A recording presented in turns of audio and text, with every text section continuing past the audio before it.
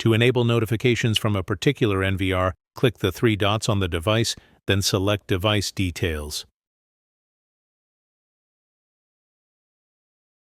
Select the Multi-Channel Alarm Subscription section to enable notifications for your mobile device. After enabling the Notifications section, you will see additional settings appear. In this example, we will start with enabling what notifications we want to receive, such as motion detection. In this section, you can select which cameras you would like to receive motion detection notifications. Once you've selected the cameras you want to have notifications for, click Save. On the home screen of the DMSS app, you will see notifications appear under the Events section. You will also see those alerts in your notifications bar, as shown above.